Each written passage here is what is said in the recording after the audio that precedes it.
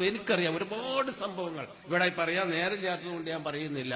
മലപ്പുറം നമ്മുടെ മുജാഹിദ് പ്രവർത്തകന്മാര് ഖുത്ബ പറയുന്ന ഒരു പള്ളിയിൽ ഒരിക്കലും ഞാൻ ആ പള്ളിയിൽ കയറുകയില്ല എന്ന് ശപഥം ചെയ്ത് കട്ടായം ചെയ്ത ഒരു ഉദ്യോഗസ്ഥൻ, മലപ്പുറം ജില്ലയിലെ കലക്ടർ ഓഫീസിലെ ഏറ്റവും ഉന്നതനായ ഒരു ഉദ്യോഗസ്ഥൻ, ആ പള്ളിയിൽ ഏതായാലും കയറൂല, കാരണം അത് വഹാബികളുടേതാണ് എന്ന് കട്ടായം പറഞ്ഞിരുന്ന ഒരു മനുഷ്യൻ യാദൃച്ഛികമായി അവിടെ കയറാൻ കാരണമായി അതൊരു ഇതിൽ. എന്നാ ഞാൻ കുത്തുബ കഴിഞ്ഞോട്ടെ, എന്നിട്ട് അവിടെ കയറിയാൽ മതി, ആയിക്കോട്ടെ, കുത്തുബ കഴിഞ്ഞിട്ട് കയറിയാൽ മതി. ഡ്രൈവർ അയാളെ വല്ല അങ്ങനെ കൊണ്ടുപോയി കുത്തുബ കഴിയാ നേരത്ത്. പക്ഷേ കുത്തുബയുടെ അവസാനത്തില് അദ്ദേഹം കേട്ടു അത്രേ എന്തോ ഒരു രണ്ടു വാക്ക്.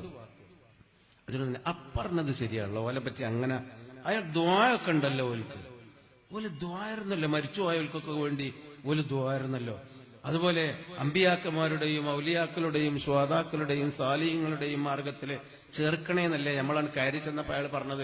അങ്ങനെ പറയില്ലോ ഈ വഹാബികള്, അമ്പിയ ഔലിയാക്കന്മാരുടെയും സാലിഹ്യങ്ങളുടെ മാർഗത്തിൽ ചേർക്കണേന്ന് ഇപ്പൊ ഓല് പറയും. ഓൽക്ക് ഔലിയാക്കന്മാരില് വിശ്വാസം ഇല്ലാന്നല്ലേ ഞങ്ങളൊക്കെ ഗുരുനാഥന്മാര് പറഞ്ഞത്. അതുപോലെ മരിച്ചവർക്ക് വേണ്ടിയൊക്കെ പ്രാർത്ഥിക്കൂല എന്നല്ലേ ഓല് പ്രാർത്ഥിക്കുകയും ആ പള്ളി നാമീനൊക്കെ കേട്ടല്ലോ.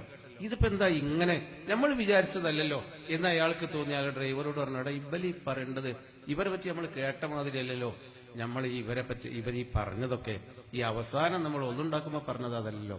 അപ്പോ ഡ്രൈവർ പറഞ്ഞു എന്നാ നമ്മൾ അടുത്ത ആഴ്ച കുറച്ച് നേരത്തെ പോയി വെക്കുക. അടുത്ത ആഴ്ച നേരത്തെ പോയി അതങ്ങനെ കേട്ടു നോക്കുമ്പോ അദ്ദേഹത്തിന് തോന്നി ഞാൻ വഴികേടിലായിരുന്നു, ഞാൻ തെറ്റിലായിരുന്നു. പിൽക്കാലത്ത് അദ്ദേഹം ഒരു ജില്ലയുടെ സെക്രട്ടറി, KNM-ന്റെ സെക്രട്ടറിയായി വളർന്നു, വലുതായി.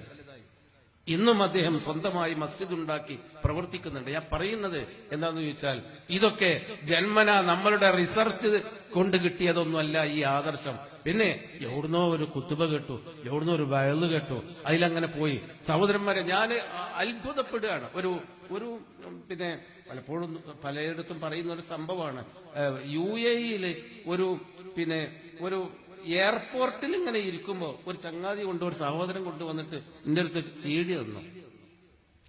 നിങ്ങൾ എവിടെ ചോദിച്ചു? അപ്പൊ ഞാൻ കോഴിക്കോട്ട് കാണും.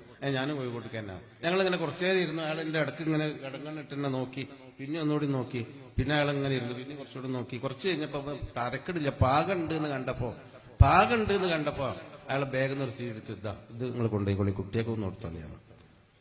അപ്പൊ ഞാൻ എന്താ അത് ഞങ്ങളിവിടെ ഒരു ഹുസൈൻ സലഫി പറഞ്ഞ ഒരാളുണ്ട്, അയാളെ ഒരു പ്രസംഗമാണ് കേട്ടെടുത്തത്.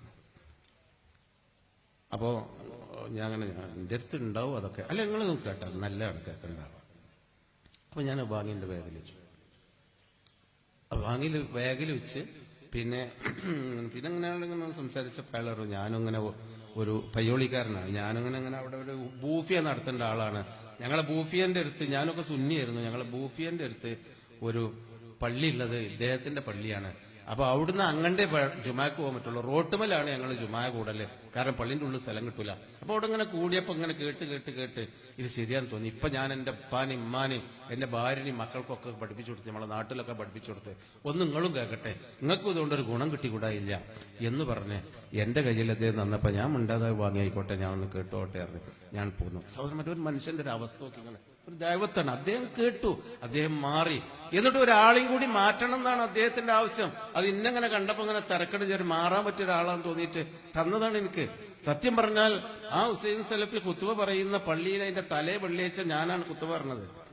അദ്ദേഹം വേറെ സ്ഥലത്തേക്ക് പോയപ്പോ അതൊന്നും ഇയാൾ മനസ്സിലാക്കിയിട്ടില്ല, അറിയില്ല. ഞാൻ അയാളോട് പറഞ്ഞിട്ടില്ല. ഞാൻ പറയുന്നത് ഇങ്ങനെയൊക്കെ തന്നെയാണ് നമുക്ക് ഈ ഹിദായത്ത് കിട്ടിയത്. ഇങ്ങനെയൊക്കെയല്ലേ കെട്ടിച്ചു കൊണ്ടുവന്ന മക്കള്, നല്ല ഖുറാഫാത്തിന്റെ കുടുംബത്തിൽ നിന്ന് കെട്ടിക്കൊണ്ടുവന്ന പെൺകുട്ടികളെ വല്യമാന്റെ അമ്മായിമാന്റെ ഒക്കെ കൂടെ ജുമാക്കാണ് കൊണ്ടുപോയിട്ട് മാറിയിട്ട് എത്ര മാറ്റങ്ങൾ ഉണ്ടായ സന്ദർഭങ്ങളുണ്ട്. അങ്ങനെ മാറിയതാണ് നമ്മൾ.